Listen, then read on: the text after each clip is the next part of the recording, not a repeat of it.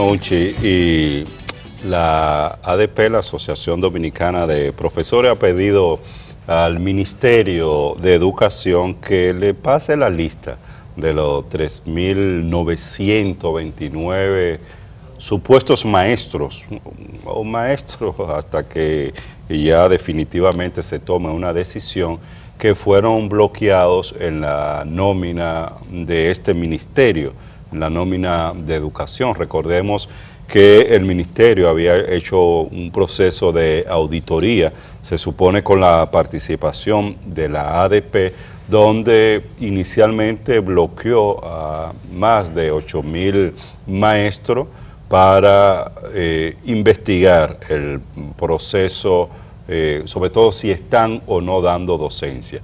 De esto, ya en una depuración se determinó que algo más de 4.000, lo que había pasado con ellos es que habían sido cambiados de centros de votación, de educación, aunque habían sido asignados a una escuela, pues estaban laborando estos más de 4.000 maestros en otras escuelas, y esto pues evidencia la situación de irregularidad que al interior del Ministerio de Educación se venía dando con relación a este tipo de nombramiento, y lo que uno espera es que con esta auditoría este tipo de situación se corrija.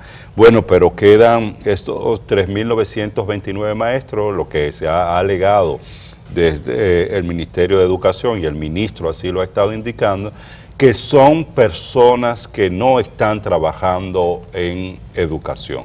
Y bueno, y en ese caso es una decisión que había que tomar, esta depuración, este bloqueo, y ya excluir de la nómina a estos maestros es una decisión importante. Hay otros procesos que deben continuar en la educación dominicana, sobre todo en lo que tiene que ver con los maestros, que tiene que ver con el tema de evaluación de desempeño, de incentivos, de incrementos salariales. Está pendiente para este mes de agosto un incremento de un 10% en el salario de los maestros, y bueno, hay un ahorro importante que Educación ha indicado que va a hacer con estos maestros, sacar de la nómina a estos maestros que no están trabajando, y estamos hablando de un ahorro de 115 millones de pesos.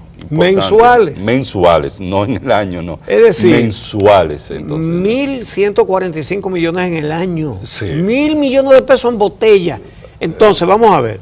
Lo primero es que si ya el ministerio, bueno, si ya no, que lo hizo ya, sacó a esas botellas de ahí, pues no creo que deba tener ningún tipo de inconveniente en darle los datos a la Asociación de Profesores. Sí, creo que.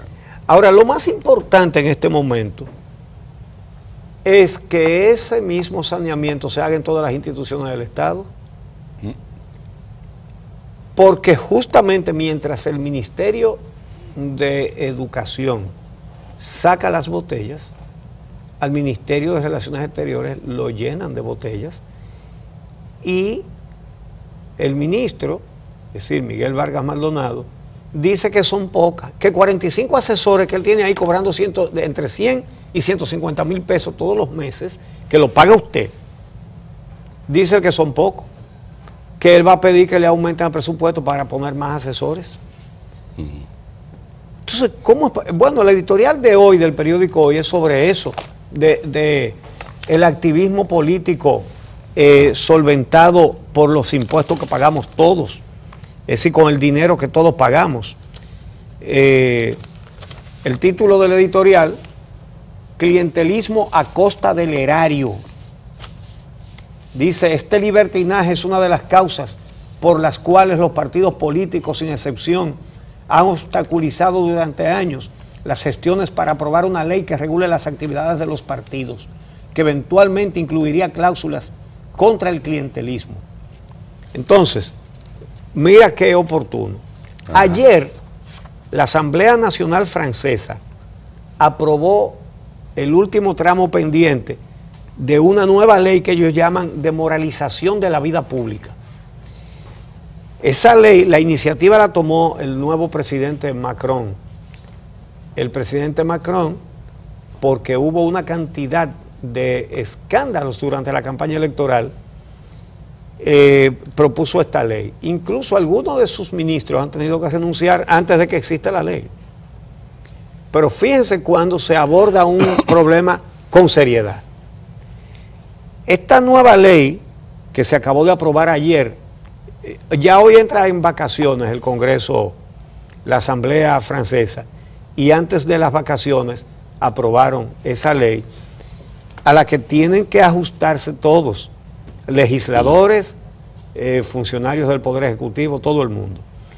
Prohíbe, entre otras cosas, que los parlamentarios empleen a familiares. Restringe las actividades que los políticos pueden combinar con su acción pública. Si usted no puede tener negocio de tal y tal manera, si usted tiene, ahora que eso se está cuestionando también aquí. Entonces, ¿qué pasó en las elecciones? ¿Quién se perfilaba ganador? El que se perfilaba como ganador no era Macron, era Fillon, François Fillon. Sí. ¿Y por qué se vino abajo su candidatura? Porque se reveló que su esposa Penélope durante años y sus hijos también cobraban salarios como ayudantes parlamentarios y no hicieron ningún trabajo. Cuando fueron, vamos a ver qué trabajo hicieron, que es lo que yo digo que hay que hacer aquí con los asesores. O que usted es asesor y gana 150,000 pesos mensuales. Muéstreme qué trabajo de asesoría usted le ha presentado al canciller. ¿Sobre qué? ¿Sobre qué tema? ¿Dónde está? Vamos a publicarlo. Porque se supone que un buen trabajo de asesoría puede ser una obra de orientación para mucha gente, ¿verdad? Sí. ¡No!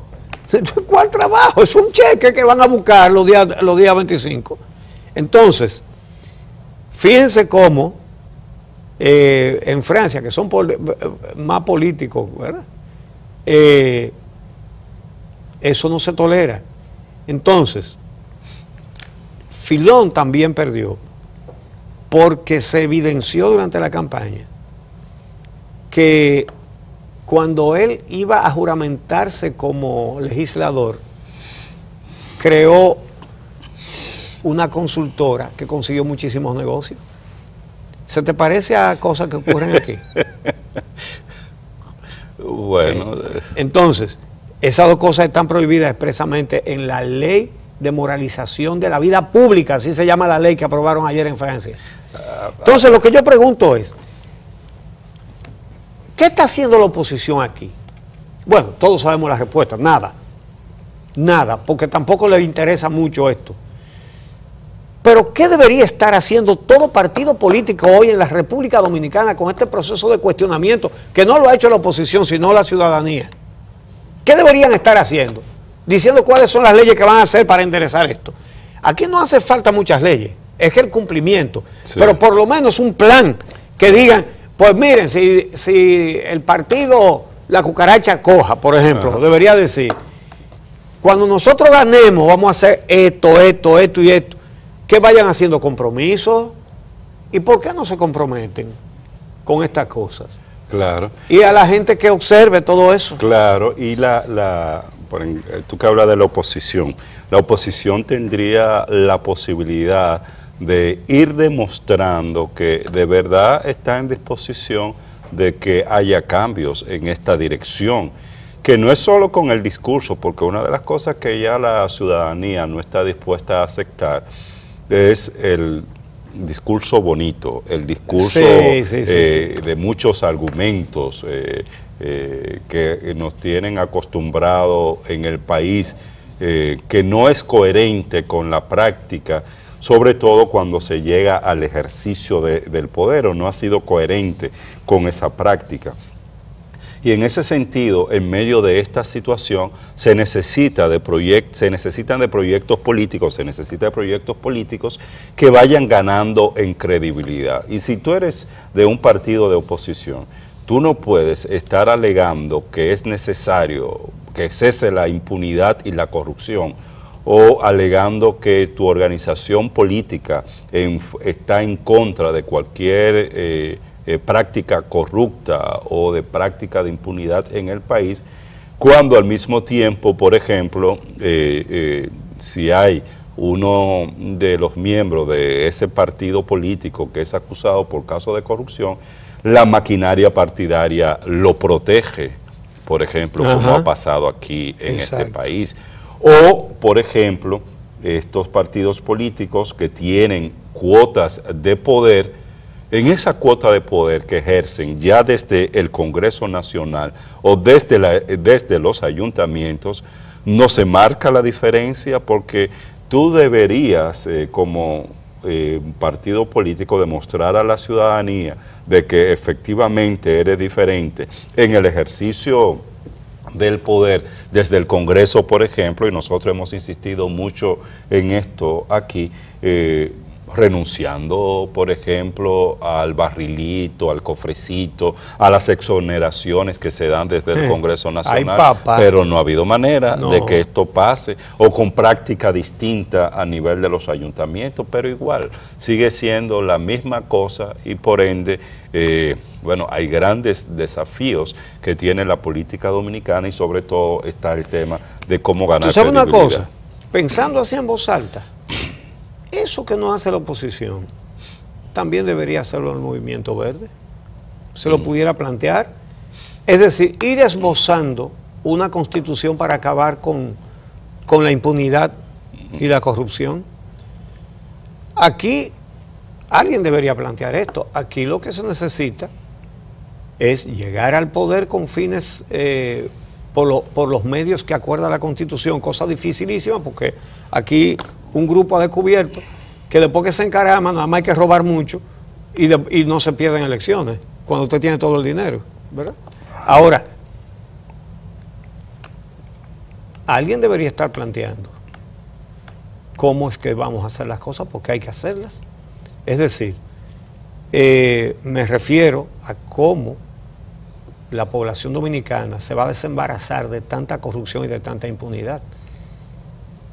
Y aquí una de las cosas que habría que plantear sería una asamblea constituyente, no como la de Maduro, no, que da vergüenza.